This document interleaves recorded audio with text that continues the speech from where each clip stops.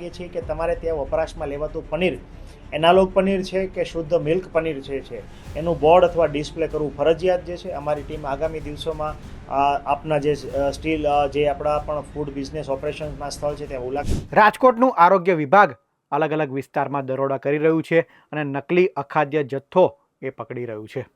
25 જૂનથી શરૂ થયેલી ઝુંબેશ આજે પણ યથાવત છે. આરોગ્ય વિભાગની ટીમે આજે સેટેલાઇટ ચોક વિસ્તાર, આ ઉપરાંત મોરબી રોડ પર ઘણા બધા કારખાનામાં દરોડા પાડ્યા હતા, જે દરમિયાન અખાદ્ય પનીરનો જથ્થો પકડાયો હતો. આરોગ્ય વિભાગની ટીમે 500 કિલોથી વધુ પનીરના જથ્થાનો નાશ સ્થળ પર જ કર્યો હતો. કેટલીક જગ્યાએ એનાલોગ પનીરનું બોર્ડ માર્યા વગર વેચાણ થતું હતું. એનાલોગ પનીર એ શરીર માટે નુકસાનકારક છે અને શરીરને કઈ રીતના અસર કરે છે, તેનાથી શું શરીરમાં ઇફેક્ટ થાય છે તે સાંભળો અધિકારીના મુખેથી જ. રાજકોટ મહાનગર વિસ્તારની અંદર વિવિધ પ્રકારના પનીર જે વિક્રેતાઓ ઉપરાંત પનીર પ્રોડક્શન કરતા જે પણ એકમો જે છે એમની માહિતી જે છે અનુસંધાને અમારી ટીમ દ્વારા એની વિઝિટ કરવામાં આવે છે. ખાસ કરીને પનીર અને એનાલોગ પનીરના પ્રોડક્શન અથવા જે સેલર હોય એમની માહિતી એમને મળતી હોય છે, અનુસંધાને ટીમ વિઝિટ કરે છે. ખાસ કરીને હાઇજીન કન્ડિશન ઉપરાંત જે છે એનાલોગ પનીર જે છે લૂઝ પનીર તરીકે આપવું. આ ઉપરાંત પનીર બનાવતી વખતે એમાં મિલ્ક પનીર અથવા એનાલોગ પનીર બનાવતી વખતે કોમર્શિયલ ઇન્ડસ્ટ્રીયલ વપરાશ માટે વપરાતું એસિટિક એસિડ જે છે વાપરવામાં આવે એવા તમામ એકમો જે છે હાલ અમે સીલ કરી રહ્યા છીએ.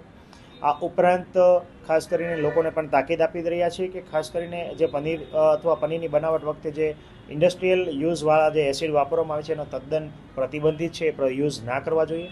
આ ઉપરાંત જો આગામી દિવસોમાં પણ ડ્રાઈવ શરૂ રહેશે અને જો આ વસ્તુનો વપરાશ ચાલુ રહેશે તો તમામ એકમો આ પ્રમાણે સીલ કરવામાં આવશે. આ ઉપરાંત તમામ એકમો પાસેથી અમે રિટેલમાં તેઓ કોને સપ્લાય કરી રહ્યા છે એની વિગતવાર પણ માહિતી લઈ રહ્યા છીએ. એટલે સાથે સાથે તમામ રિટેલ વપરાશકર્તા પનીરના વપરાશકર્તાઓને પણ એક જણાવવા માંગીએ છીએ કે તમારે ત્યાં વપરાશમાં લેવાતું પનીર એનાલોગ પનીર છે કે શુદ્ધ મિલ્ક પનીર છે એનું બોર્ડ અથવા ડિસ્પ્લે કરવું ફરજિયાત જે છે. અમારી ટીમ આગામી દિવસોમાં આપના જે સ્ટીલ જે આપણા પણ ફૂડ બિઝનેસ ઓપરેશન્સના સ્થળ છે ત્યાં મુલાકાત કરશે અને જો આ પ્રકારના સાઇન બોર્ડ જે છે નહીં જણાય, ખાસ કરીને દૂધ અને દૂધની આઇટમોમાં વપરાશમાં આવા સાઇનબોર્ડ ન જણાય તો સીલિંગની કાર્યવાહી સુધી કરીશું.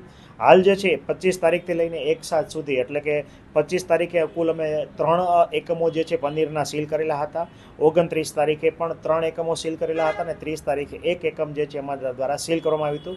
આજે પણ સીલિંગની એક કાર્યવાહી ચાલુ છે. આજે અંદાજિત એક પ્રકાશભાઈ પ્રવીણભાઈ હરસોડા જે છે મોરબી રોડ પુલની નીચે સેટેલાઇટ ચોક પાસે એમને ત્યાં કોઈપણ પ્રકારના લાયસન્સ વગરનો એક રૂમ જે છે એની અંદર એ પનીર મંગાવતા હતા અને ખાસ કરીને એનાલોગ પનીરના ક્યુબ જે છે એનું પનીર તરીકે વેચાણ કરતા હતા. એના 2 સેમ્પલ જે છે લેવામાં આવ્યા છે અને પૃથ્થકરણ અર્થે મોકલવામાં આવે છે અને 500 કિલો જથ્થો જે છે એનો સ્થળ ઉપર જ નિકાલ કરવામાં આવ્યો છે. પનીર ક્યાંથી આવતું? જે આ મોરબી રોડ નીચે હાલ જે છેલ્લે પનીર પકડાનું એ સેટેલાઇટ અમદાવાદથી આવતું હોય, જે સેટેલાઇટ અમદાવાદની એક ફૂડ પ્રોડક્શન કરતી કંપની જે છે અને એ એફએસએસઆઈ માન્ય એનાલોગ પનીર જે છે એ એમને હાલ જે છે બિલ મળેલું છે અને આના ઉપર આગળ કાર્યવાહી કરવામાં આવશે.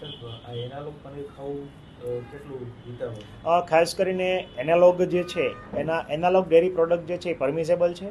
એનાલોગ એફએસએસઆઈ પ્રમાણે પરમિઝેબલ છે, પરંતુ ઘણી વખત એનાલોગના નામે શુદ્ધ એનાલોગ પનીર જે છે એ શુદ્ધ દૂધ અથવા દૂધમાંથી બનેલ પનીર તરીકે વેચવામાં આવે છે, તો જે ઘણું બધું નુકસાન કરતા હોઈ શકે છે.